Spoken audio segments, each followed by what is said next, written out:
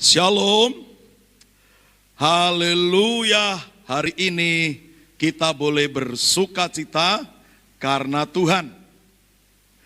Di tengah-tengah kehidupan bangsa Indonesia, bahkan dunia sedang mengalami pandemi dari COVID-19, kita harus tetap melihat di sisi yang baik dari apa yang terjadi saat ini.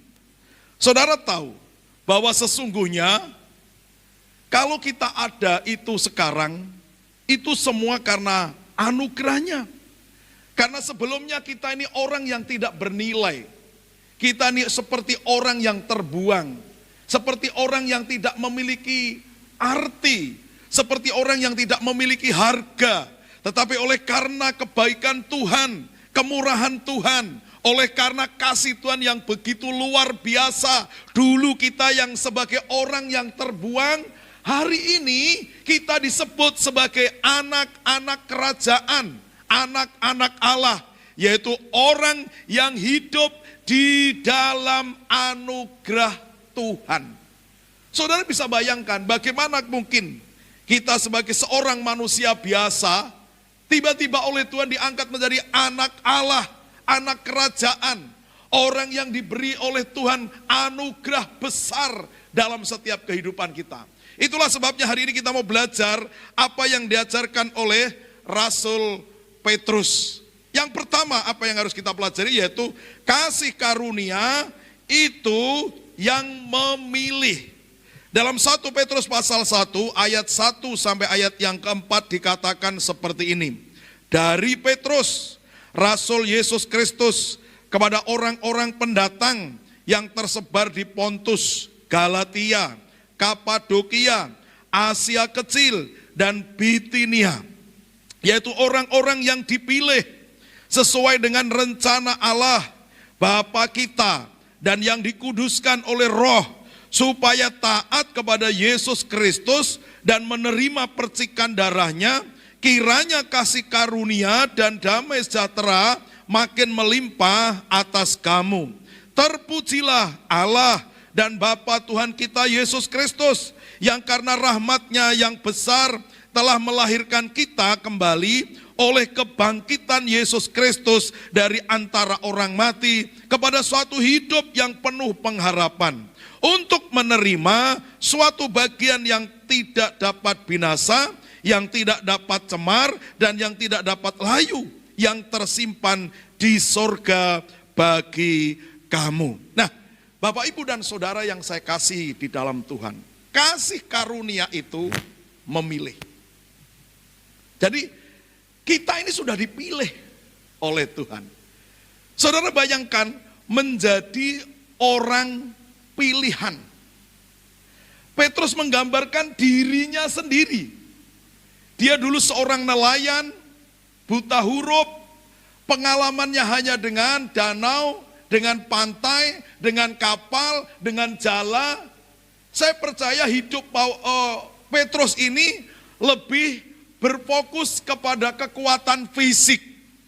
Tetapi siapa pernah menduga setelah Petrus ini dipilih oleh Tuhan untuk menjadi anaknya. Bahkan Tuhan berkata, mulai sekarang aku akan jadikan kamu menjadi seorang penjala manusia. Saudara, Petrus menyadari semua itu terjadi karena Tuhan sudah memilih. Itu terjadi karena anugerah Tuhan. Dan kita tahu melalui pelayanan Petrus, bahkan Petrus ini menjadi seorang pemimpin dari antara para rasul. Wow! Ini sesuatu yang luar biasa. Nah, ini juga yang terjadi atas kita. Saya sering mendengar kesaksian dari banyak anak Tuhan, bahkan hamba-hamba Tuhan besar. Mereka punya masa lalu, mereka punya latar belakang. Bukan orang yang hebat, bukan orang yang kaya. Memang ada banyak orang yang punya latar belakang kaya kemudian dipilih Tuhan. Tetapi saya melihat dan mendengar kesaksian banyak orang, termasuk diri saya sendiri, orang biasa.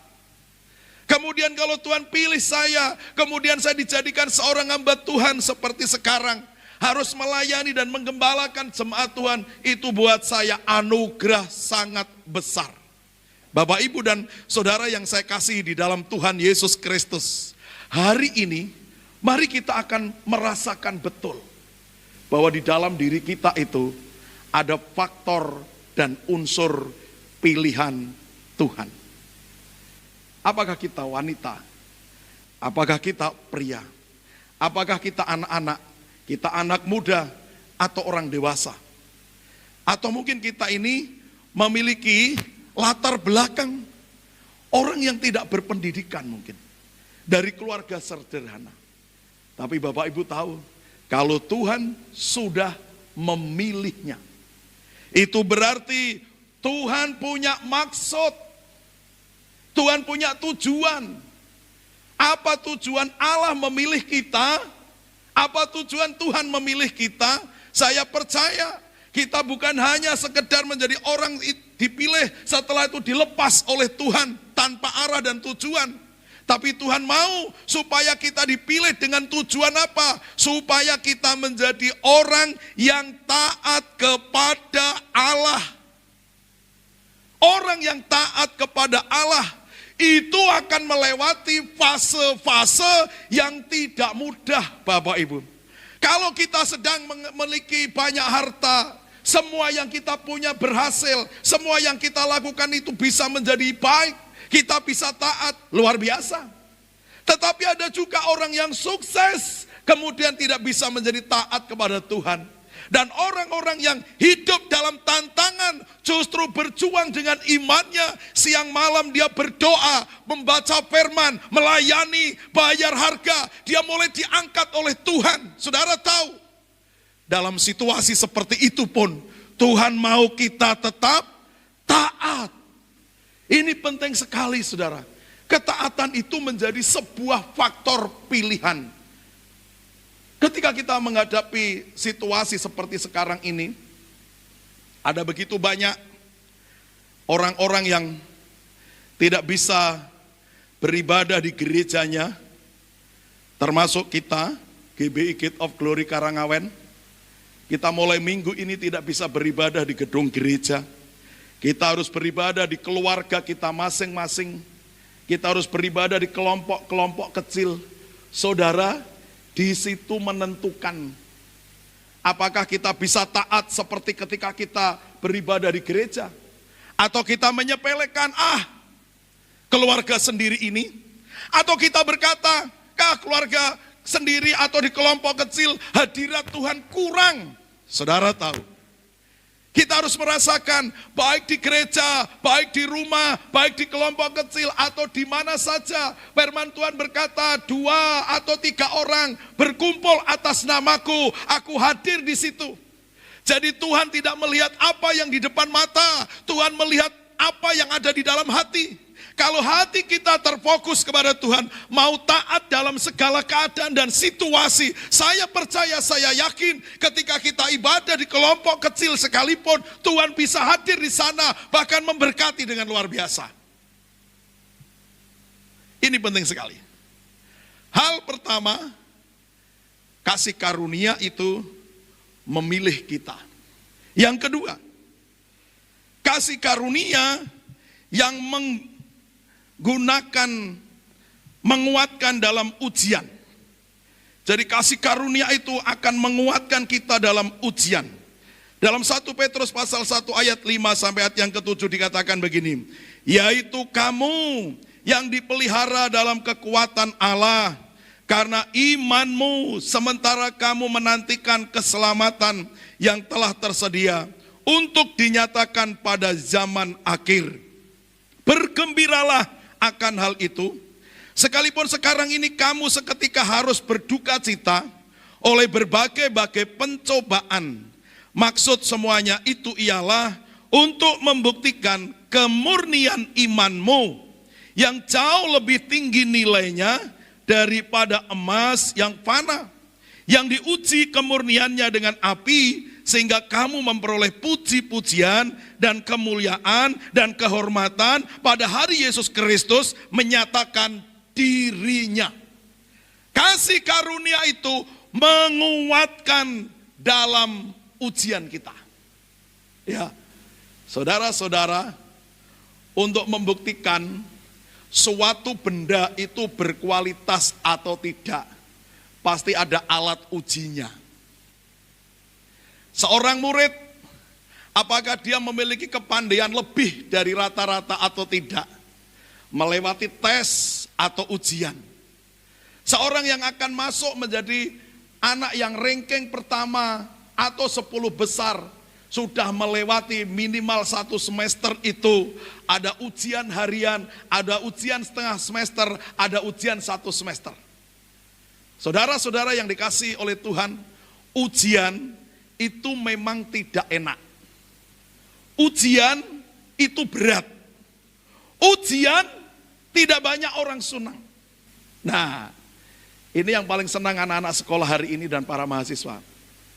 Hari-hari ini tidak ada ujian nasional, ujian sekolah. Setelah itu oleh pihak sekolah akan dinyatakan, ya, Ferry lulus cum laude tanpa ujian nasional. Anak-anak bergembira, ujiannya di rumah lagi. Nah, saudara, ini karena faktor darurat. Namanya darurat, situasi apa yang kita lakukan hari ini seperti ibadah kita hari ini di kelompok-kelompok kecil, itu ya sah.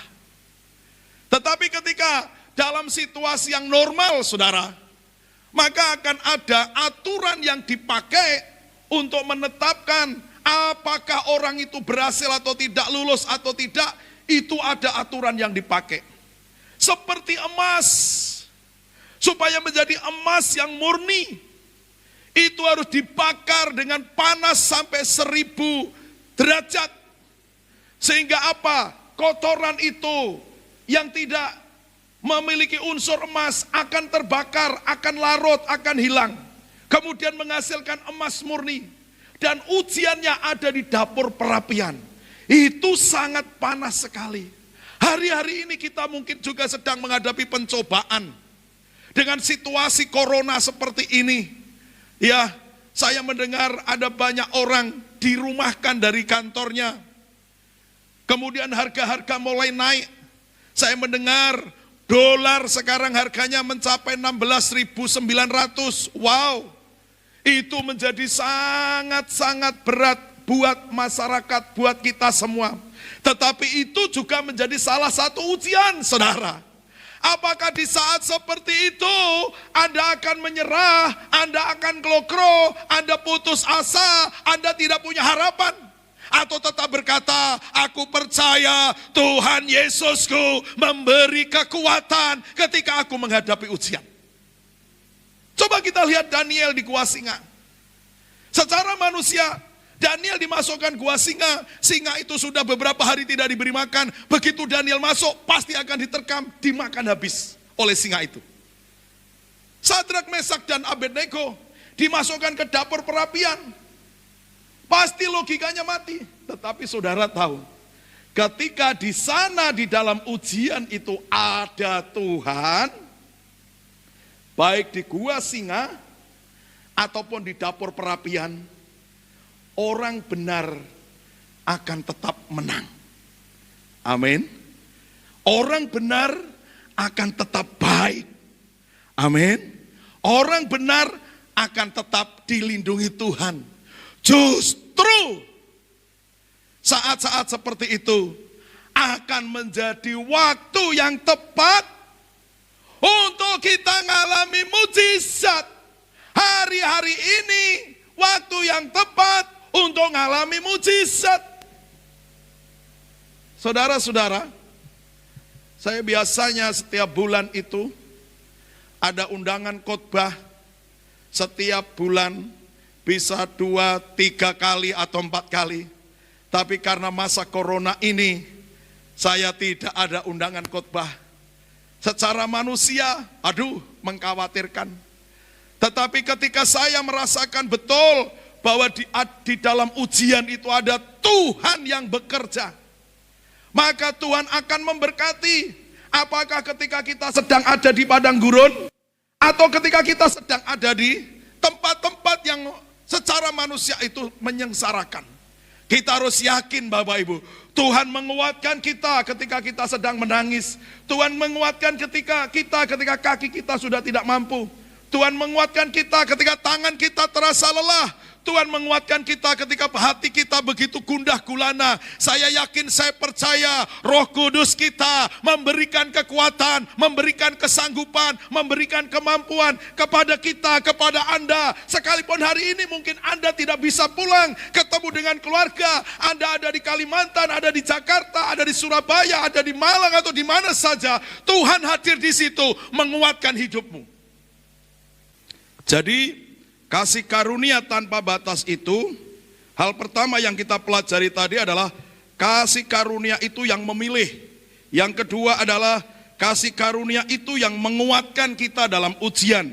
Kemudian yang ketiga saudara, kasih karunia itu yang menyelamatkan. Perhatikan ini, kasih karunia itu yang menyelamatkan. Firman Tuhan di dalam 1 Petrus pasal 1 ayat yang ke-8 sampai 10.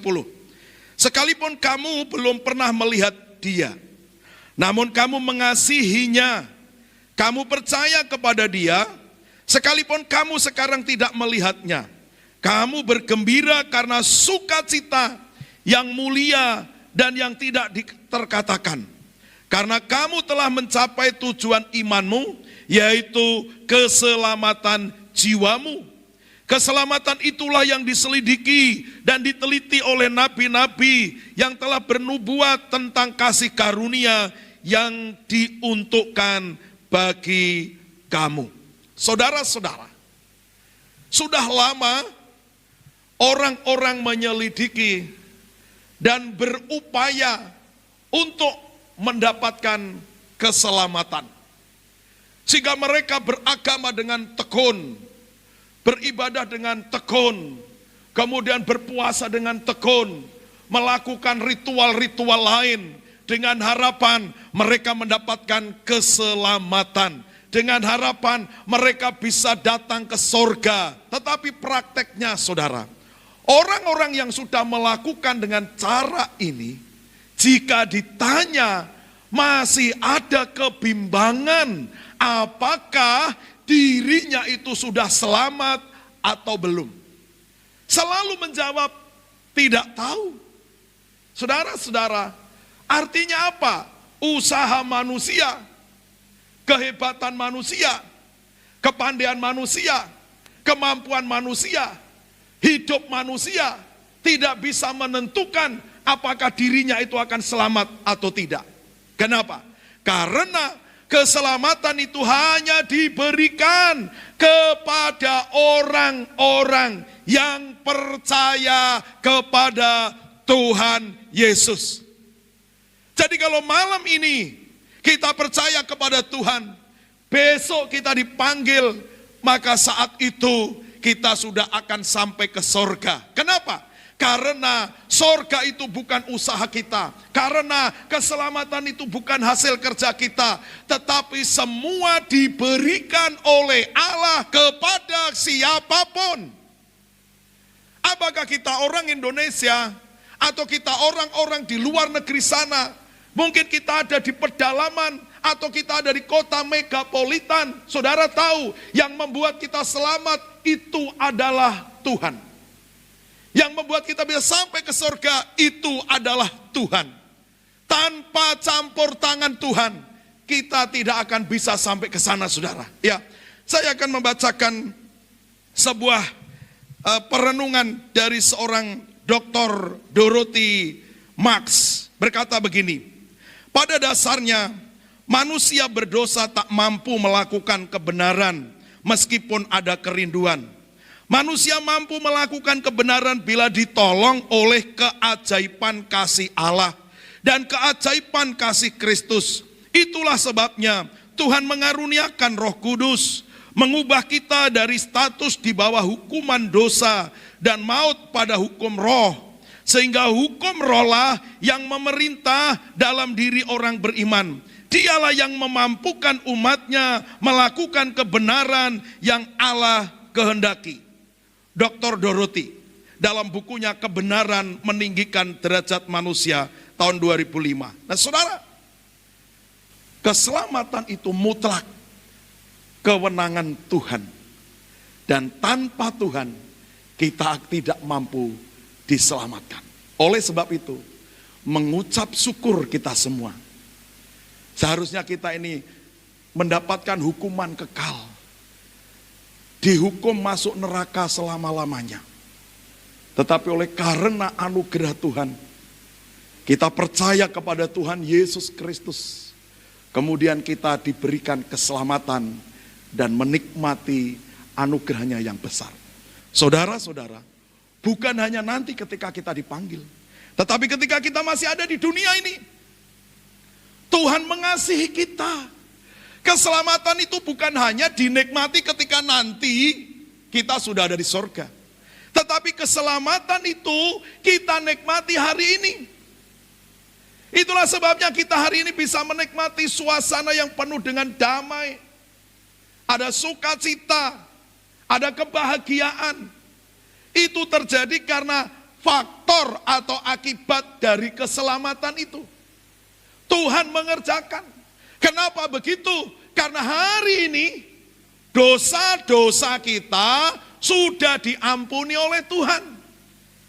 Hari-hari ini karena faktor virus corona ini sedang berkembang dan mewabah di Indonesia, pemerintah mengumumkan bahwa akan membebaskan 30.000 narapidana.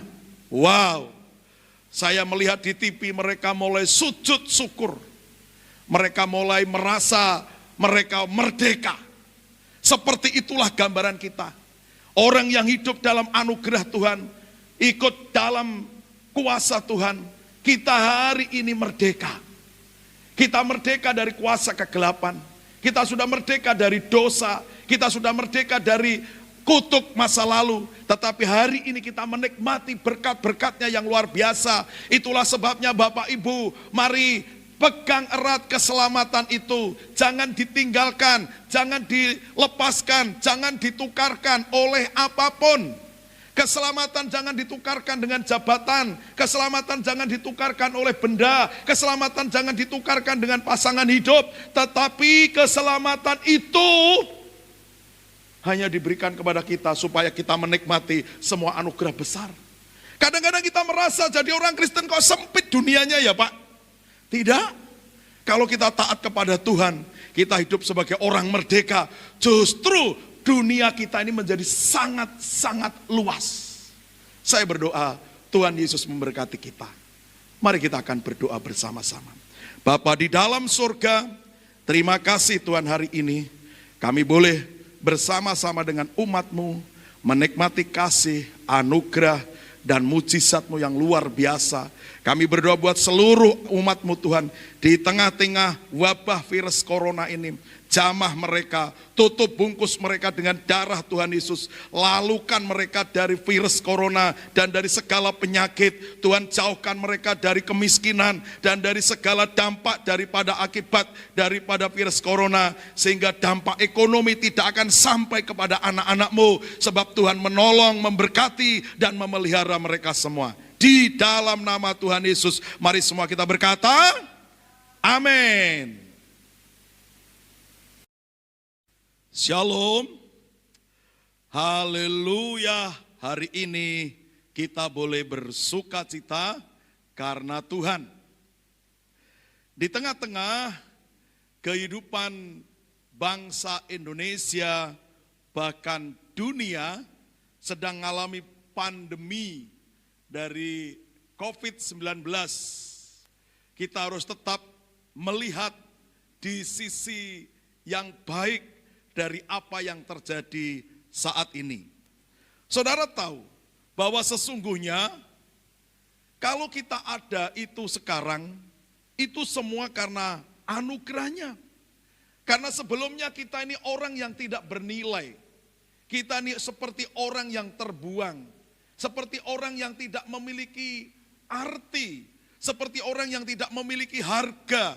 Tetapi oleh karena kebaikan Tuhan, kemurahan Tuhan, oleh karena kasih Tuhan yang begitu luar biasa, dulu kita yang sebagai orang yang terbuang, hari ini kita disebut sebagai anak-anak kerajaan, anak-anak Allah, yaitu orang yang hidup di dalam anugerah Tuhan. Saudara bisa bayangkan bagaimana mungkin kita sebagai seorang manusia biasa, tiba-tiba oleh Tuhan diangkat menjadi anak Allah, anak kerajaan, orang yang diberi oleh Tuhan anugerah besar dalam setiap kehidupan kita. Itulah sebabnya hari ini kita mau belajar apa yang diajarkan oleh Rasul Petrus. Yang pertama apa yang harus kita pelajari yaitu kasih karunia itu yang memilih. Dalam 1 Petrus pasal 1 ayat 1 sampai ayat yang keempat dikatakan seperti ini.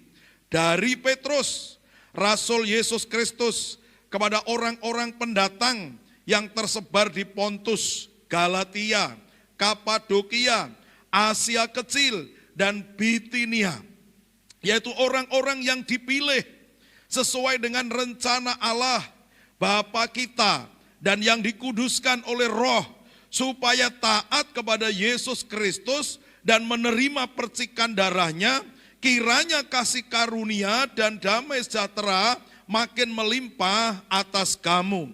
Terpujilah Allah dan Bapa Tuhan kita Yesus Kristus, yang karena rahmat-Nya yang besar telah melahirkan kita kembali oleh kebangkitan Yesus Kristus dari antara orang mati kepada suatu hidup yang penuh pengharapan, untuk menerima suatu bagian yang tidak dapat binasa, yang tidak dapat cemar, dan yang tidak dapat layu, yang tersimpan di sorga bagi kamu. Nah, Bapak, Ibu, dan Saudara yang saya kasih di dalam Tuhan, kasih karunia itu memilih. Jadi kita ini sudah dipilih oleh Tuhan. Saudara bayangkan menjadi orang pilihan. Petrus menggambarkan dirinya sendiri. Dia dulu seorang nelayan, buta huruf, pengalamannya hanya dengan danau, dengan pantai, dengan kapal, dengan jala. Saya percaya hidup Petrus ini lebih berfokus kepada kekuatan fisik. Tetapi siapa pernah menduga setelah Petrus ini dipilih oleh Tuhan untuk menjadi anaknya. Bahkan Tuhan berkata, mulai sekarang aku akan jadikan kamu menjadi seorang penjala manusia. Saudara, Petrus menyadari semua itu terjadi karena Tuhan sudah memilih. Itu terjadi karena anugerah Tuhan. Dan kita tahu melalui pelayanan Petrus, bahkan Petrus ini menjadi seorang pemimpin dari antara para rasul. Wow, ini sesuatu yang luar biasa. Nah, ini juga yang terjadi atas kita. Saya sering mendengar kesaksian dari banyak anak Tuhan, bahkan hamba-hamba Tuhan besar. Mereka punya masa lalu, mereka punya latar belakang. Bukan orang yang hebat, bukan orang yang kaya. Memang ada banyak orang yang punya latar belakang kaya kemudian dipilih Tuhan. Tetapi saya melihat dan mendengar kesaksian banyak orang, termasuk diri saya sendiri, orang biasa. Kemudian kalau Tuhan pilih saya, kemudian saya dijadikan seorang hamba Tuhan seperti sekarang, harus melayani dan menggembalakan jemaat Tuhan, itu buat saya anugerah sangat besar. Bapak, Ibu, dan Saudara yang saya kasih di dalam Tuhan Yesus Kristus, hari ini mari kita akan merasakan betul bahwa di dalam diri kita itu ada faktor dan unsur pilihan Tuhan. Apakah kita wanita? Apakah kita pria? Apakah kita anak-anak? Kita anak muda atau orang dewasa? Atau mungkin kita ini memiliki latar belakang orang yang tidak berpendidikan mungkin. Dari keluarga sederhana. Tapi Bapak Ibu tahu, kalau Tuhan sudah memilihnya, itu berarti Tuhan punya maksud. Tuhan punya tujuan. Apa tujuan Allah memilih kita? Apa tujuan Tuhan memilih kita? Saya percaya kita bukan hanya sekedar menjadi orang dipilih, setelah itu dilepas oleh Tuhan tanpa arah dan tujuan. Tapi Tuhan mau supaya kita dipilih dengan tujuan apa? Supaya kita menjadi orang yang taat kepada Allah. orang yang taat kepada Allah itu akan melewati fase-fase yang tidak mudah, Bapak Ibu. Kalau kita sedang memiliki banyak harta, semua yang kita punya berhasil, semua yang kita lakukan itu bisa menjadi baik, kita bisa taat, luar biasa. Tetapi ada juga orang yang sukses, kemudian tidak bisa menjadi taat kepada Tuhan. Dan orang-orang yang hidup dalam tantangan justru berjuang dengan imannya. Siang malam dia berdoa, membaca firman, melayani, bayar harga. Dia mulai diangkat oleh Tuhan. Saudara tahu, dalam situasi seperti itu pun Tuhan mau kita tetap taat. Ini penting sekali, saudara. Ketaatan itu menjadi sebuah faktor pilihan. Ketika kita menghadapi situasi seperti sekarang ini, ada begitu banyak orang-orang yang tidak bisa beribadah di gerejanya, termasuk kita, GBI Gate of Glory Karangawen. Kita mulai minggu ini tidak bisa beribadah di gedung gereja. Kita harus beribadah di keluarga kita masing-masing. Kita harus beribadah di kelompok-kelompok kecil. Saudara, di situ menentukan apakah kita bisa taat seperti ketika kita beribadah di gereja. Atau kita menyepelekan, keluarga sendiri ini. Atau kita berkata, keluarga sendiri atau di kelompok kecil hadirat Tuhan kurang. Saudara tahu, kita harus merasakan baik di gereja, baik di rumah, baik di kelompok kecil atau di mana saja. Firman Tuhan berkata 2 atau 3 orang berkumpul atas namaku, aku hadir di situ. Jadi Tuhan tidak melihat apa yang di depan mata, Tuhan melihat apa yang ada di dalam hati.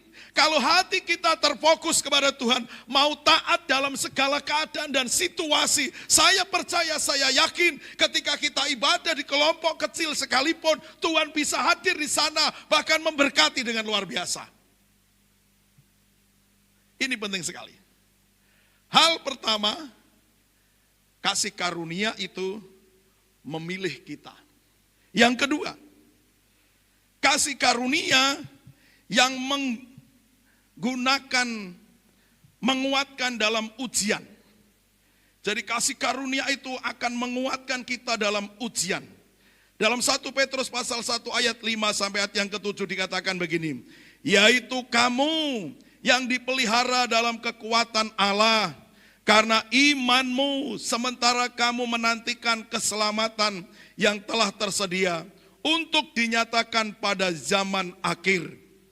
Bergembiralah akan hal itu, sekalipun sekarang ini kamu seketika harus berduka cita oleh berbagai-bagai pencobaan.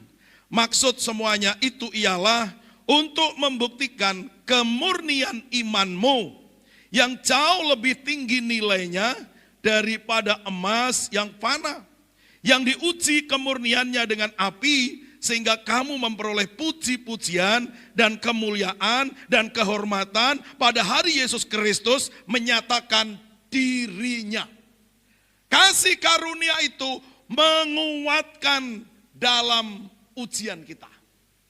Ya, saudara-saudara, untuk membuktikan suatu benda itu berkualitas atau tidak, pasti ada alat ujinya.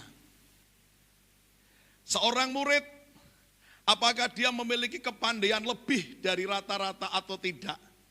Melewati tes atau ujian. Seorang yang akan masuk menjadi anak yang ranking pertama atau 10 besar, sudah melewati minimal 1 semester itu.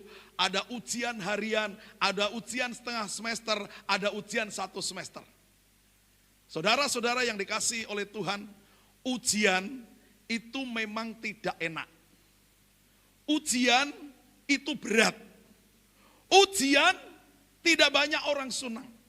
Nah, ini yang paling senang anak-anak sekolah hari ini dan para mahasiswa. Hari-hari ini tidak ada ujian nasional, ujian sekolah. Setelah itu oleh pihak sekolah akan dinyatakan, ya, Ferry lulus cum laude. Tanpa ujian nasional. Anak-anak bergembira. ujiannya di rumah lagi. Nah, saudara, ini karena faktor darurat. Namanya darurat, situasi apa yang kita lakukan hari ini seperti ibadah kita hari ini di kelompok-kelompok kecil, itu ya sah. Tetapi ketika dalam situasi yang normal, saudara, maka akan ada aturan yang dipakai untuk menetapkan apakah orang itu berhasil atau tidak, lulus atau tidak, itu ada aturan yang dipakai. Seperti emas, supaya menjadi emas yang murni, itu harus dibakar dengan panas sampai 1000 derajat. Sehingga apa? Kotoran itu yang tidak memiliki unsur emas akan terbakar, akan larut, akan hilang. Kemudian menghasilkan emas murni. Dan ujiannya ada di dapur perapian. Itu sangat panas sekali. Hari-hari ini kita mungkin juga sedang menghadapi pencobaan. Dengan situasi corona seperti ini. Ya, saya mendengar ada banyak orang dirumahkan dari kantornya. Kemudian harga-harga mulai naik. Saya mendengar dolar sekarang harganya mencapai 16.900. Wow. Itu menjadi sangat-sangat berat buat masyarakat, buat kita semua. Tetapi itu juga menjadi salah satu ujian, saudara. Apakah di saat seperti itu Anda akan menyerah, Anda akan glokro, Anda putus asa, Anda tidak punya harapan? Atau tetap berkata, aku percaya Tuhan Yesusku memberi kekuatan ketika aku menghadapi ujian. Coba kita lihat Daniel di gua singa. Secara manusia, Daniel dimasukkan gua singa. Singa itu sudah beberapa hari tidak diberi makan. Begitu Daniel masuk, pasti akan diterkam, dimakan habis oleh singa itu.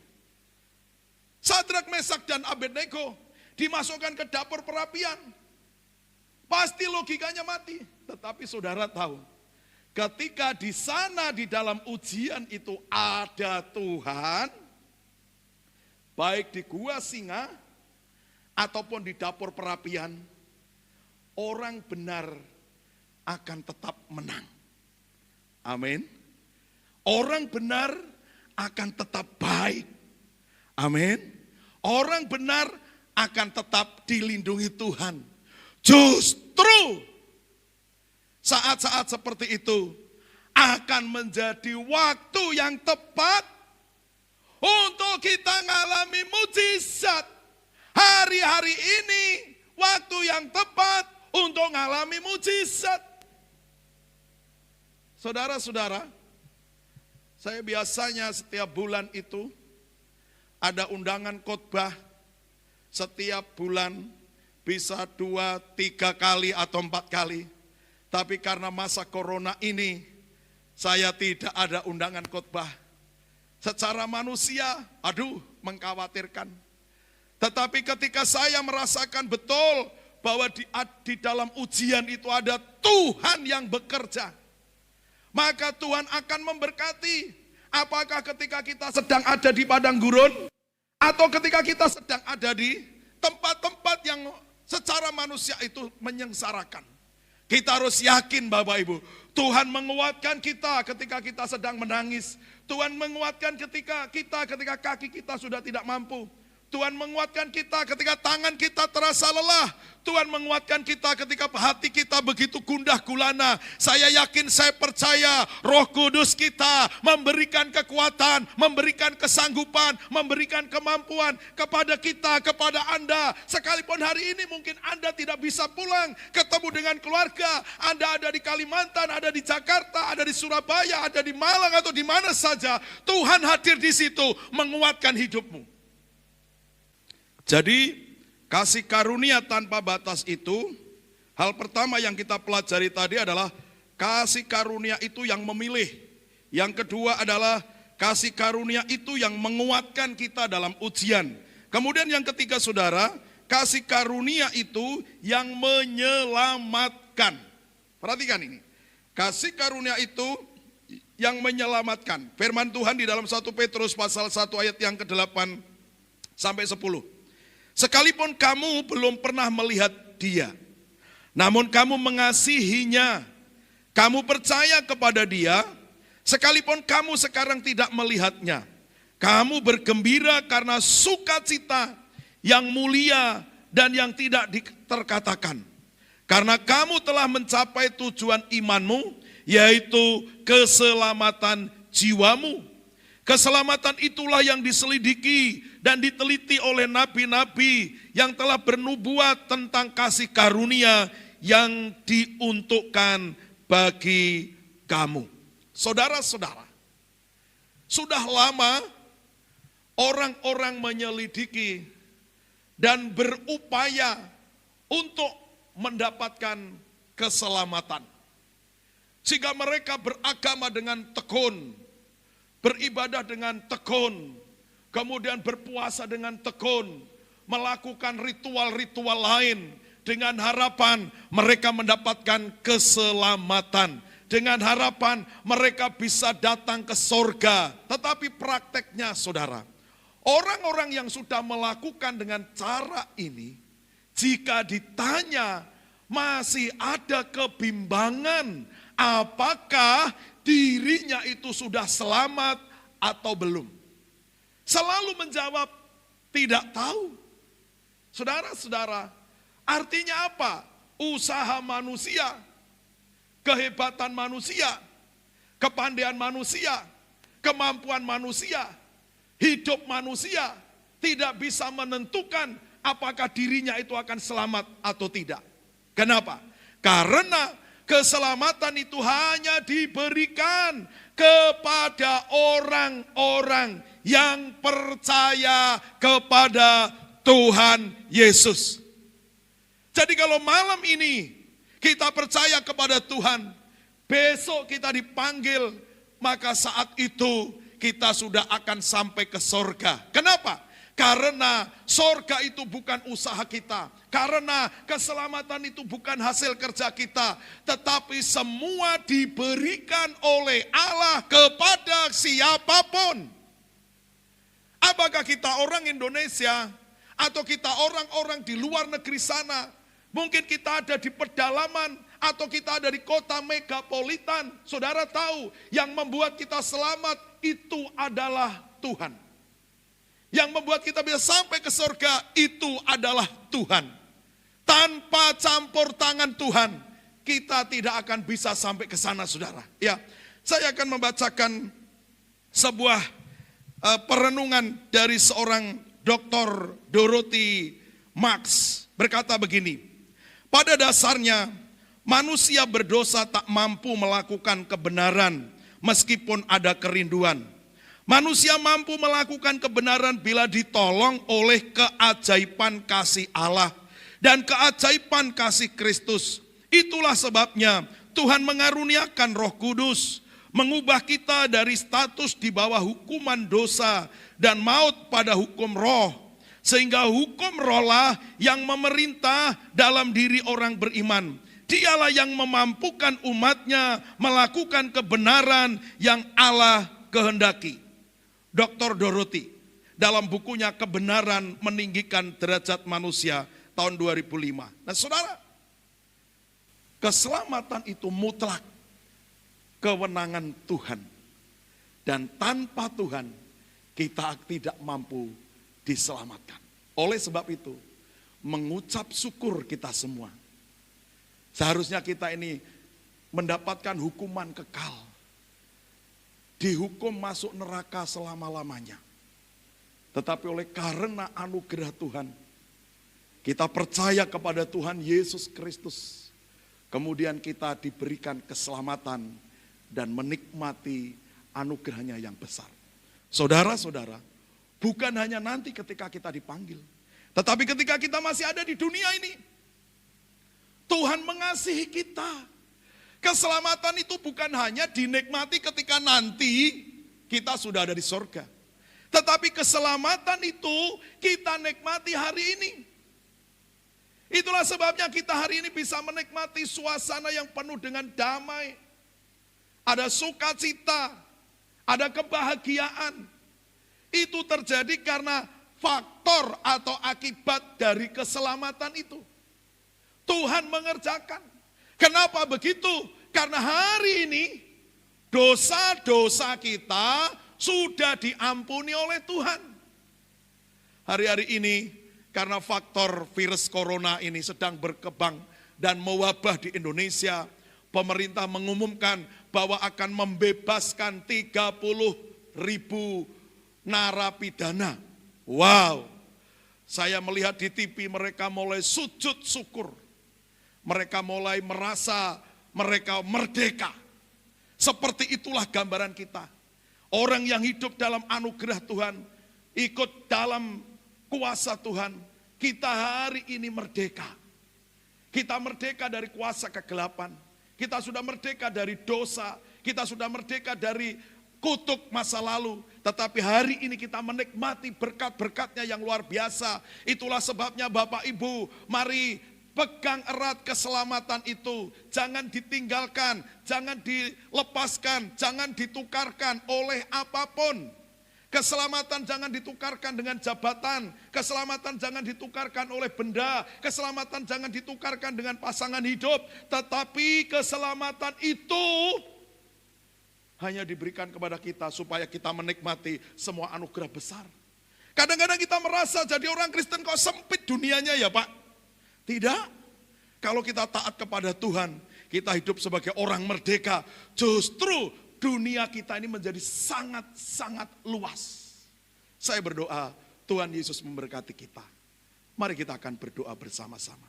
Bapa di dalam surga, terima kasih Tuhan hari ini, kami boleh bersama-sama dengan umat-Mu, menikmati kasih, anugerah, dan mujizat-Mu yang luar biasa. Kami berdoa buat seluruh umat-Mu Tuhan, di tengah-tengah wabah virus corona ini, jamah mereka, tutup bungkus mereka dengan darah Tuhan Yesus, lalukan mereka dari virus corona dan dari segala penyakit. Tuhan jauhkan mereka dari kemiskinan dan dari segala dampak daripada akibat daripada virus corona, sehingga dampak ekonomi tidak akan sampai kepada anak-anak-Mu, sebab Tuhan menolong, memberkati dan memelihara mereka semua. Di dalam nama Tuhan Yesus, mari semua kita berkata, amin.